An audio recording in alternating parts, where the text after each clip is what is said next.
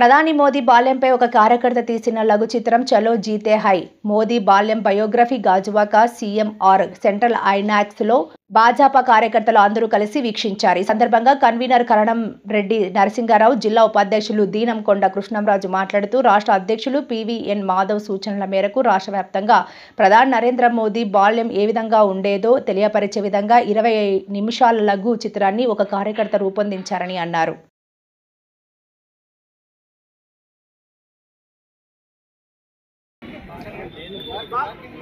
भारत माता की जय, भारत माता की जय. नरेंद्र मोदी गारी नायकत्వం, नरेंद्र मोदी गारी नायकत्వం, नरेंद्र मोदी ఇంత క్లోజ్ లేకుండా ఆపరేటర్ గారా చేస్తాను ఎలా నాకు తీసేద్దాం.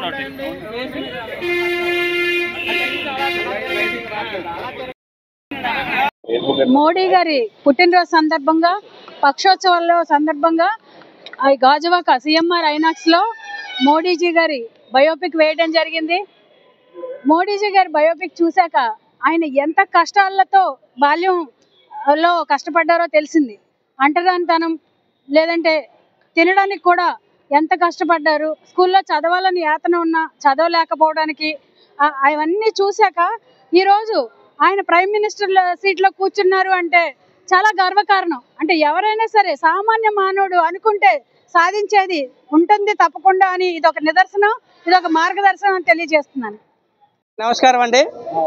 మా రాష్ట్ర అధ్యక్షులు శ్రీ పివిఎన్ మాధవ్ గారి సూచనల మేరకు చలో జీతే హై అనే పేరుతో ప్రధానమంత్రి శ్రీ నరేంద్ర మోదీ గారి బాల్యం యొక్క లఘు చిత్రం బయోపిక్ ఈరోజు మా గాజువాక సిఎంఆర్ సెంట్రల్ ఐనాక్స్ లో ప్రదర్శించబడుతుంది. ఇప్పుడు 6:20 ఆ యొక్క కార్యక్రమాన్ని వీక్షించడానికి గాజువాకలో ఉన్న భారతీయ జనతా పార్టీ నాయకులతో పాటు కూటమి నాయకులు, వివిధ క్షేత్రాలకు చెందినటువంటి నాయకులు, వాళ్ళు స్వచ్ఛంద సేవా కార్యక్రమ అధినేతలు అందరూ కూడా పార్టీలు, ప్రాంతాల, కులమతాల అతీతంగా, ఎందుకంటే ప్రధానమంత్రి శ్రీ నరేంద్ర మోదీ గారు 145 కోట్ల భారతీయులకి ఆయన దిక్సూచి, ఆయన యొక్క సుపరిపాలనలో భారతదేశానికి మంచి పేరు ప్రఖ్యాతలు వచ్చే ప్రపంచంలోనే ఈరోజు భారతదేశం అంటే ఒక గుర్తింపు ఉంది.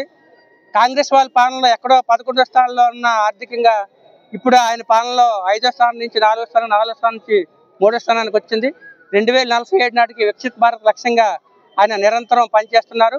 2047 నాటికి మన స్వతంత్రం వచ్చి 100 ఏళ్ళు పూర్తవుతున్న శుభ సందర్భంగా ఖచ్చితంగా భారతదేశం ప్రపంచంలోనే నెంబర్ 1 లేదా నెంబర్ 2 స్థానానికి చేరుకుంటున్నానికి ఎటువంటి అనుమానం లేదు.